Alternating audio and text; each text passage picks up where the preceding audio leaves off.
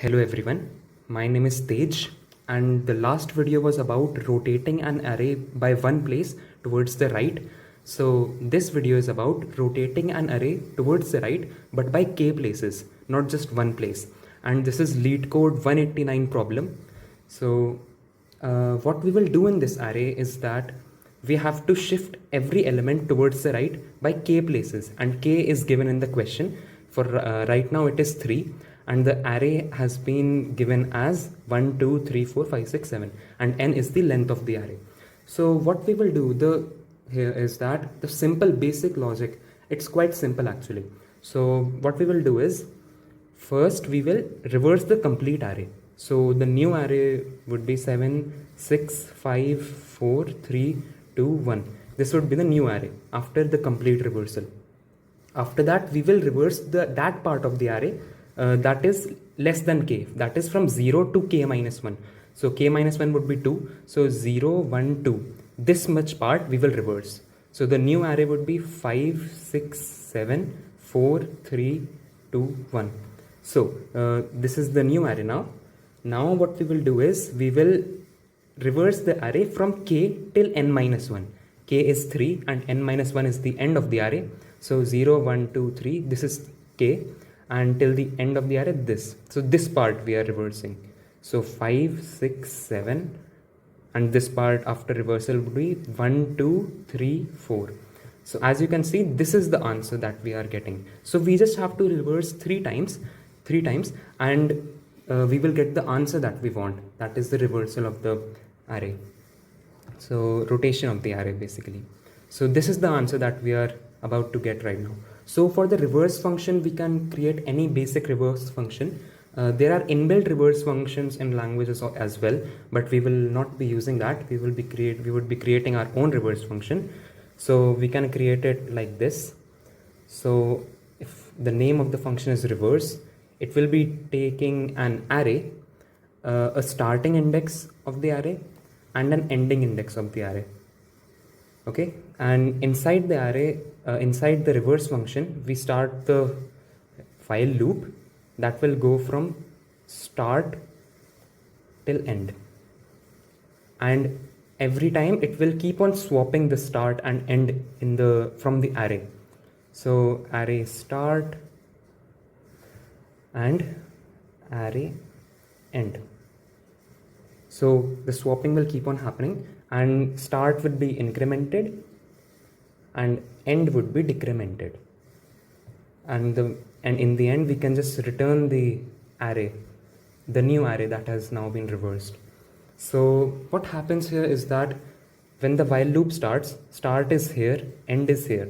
So 1 and 7 are swapped, then start increments, start comes here and end comes here, then these two are swapped, then these two are swapped, and this remains here because then swapping of this is not required. So this is the reverse function that will reverse from 0 to n minus 1 as per the parameters or arguments given. So now coming on to the main function.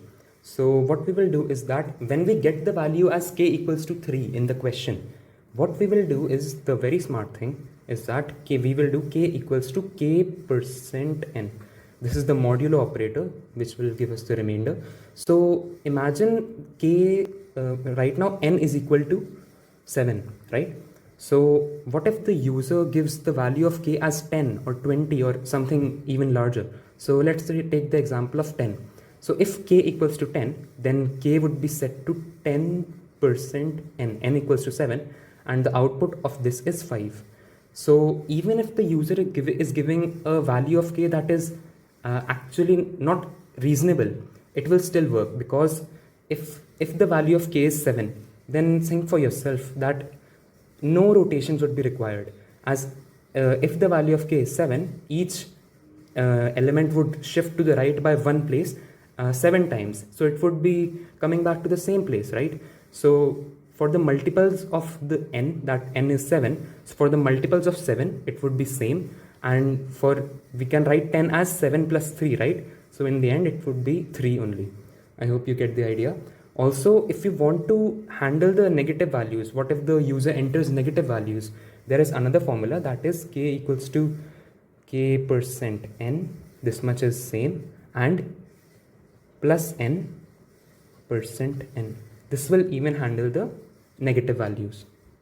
So now we will start the conditional statements that we are handling the edge cases basically. If k equals to n or k equals to 0, just print the array and break the function.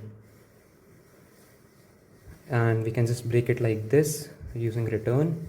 So if k equals to n, as I said earlier, if here the k is equals to 7 and the array length is 7, the array would be the same. No moving of elements would take place. So we will just print the array. And if k equals to 0, that is no elements, no number of rotations are required as specified by the question, then also just print the array.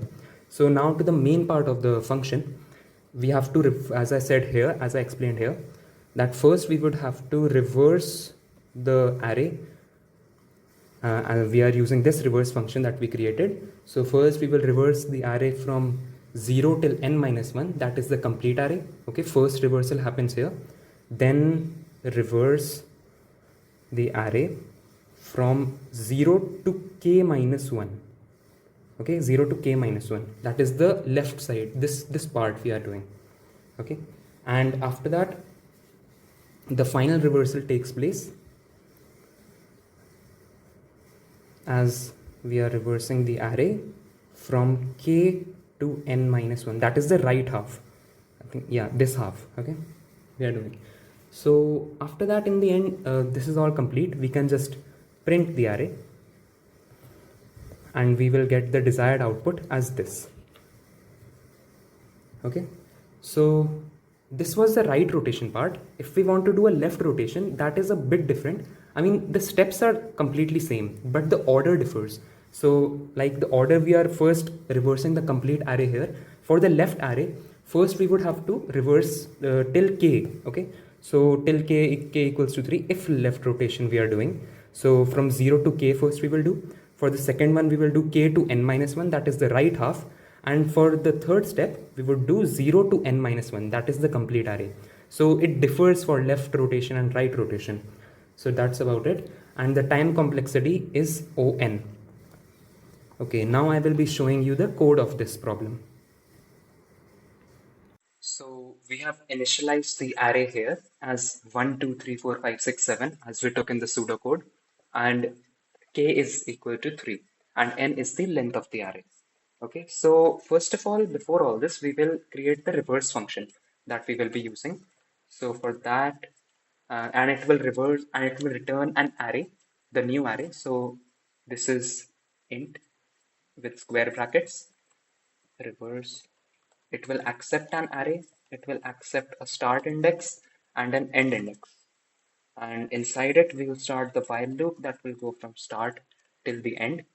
And we will keep on swapping. So int temp equals to array start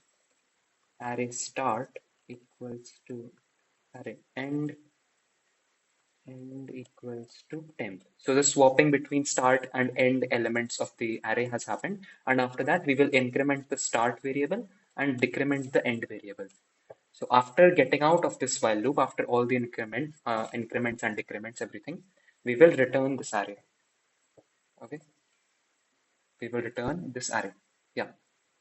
So inside the main function now, we will modify the value of k as k equals to k percent n. We can use the other formula as well, but it is not required here. But that is the better formula, I'd say. So now we will use the specify the edge cases. So if k equals to n or k equals to 0, we will just print the array. Printing arrays in Java like this. ARR, yeah. And then we can just break the complete function and end it there. And if these edge cases are not the answer, then what we will do, as we discussed, we will reverse the array. So first we will reverse the array from 0 till n minus 1, and then we will reverse the array from 0 to k minus 1, that is the left half, and then we will reverse the array from 0 to k to n minus 1.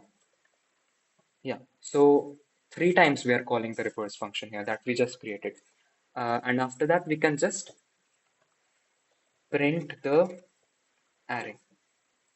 Arrays.toString arr. Yeah. So if I run this code now, I get the answer as this 5671234. So it has shifted by three places as the value of k was 3. As we discussed in the pseudocode or the dry run, we got the answer as this only. So this is also the question number LeetCode number 189. So you can try it out there. And this was the solution of write, rotate, and array by k places. So thank you so much for watching.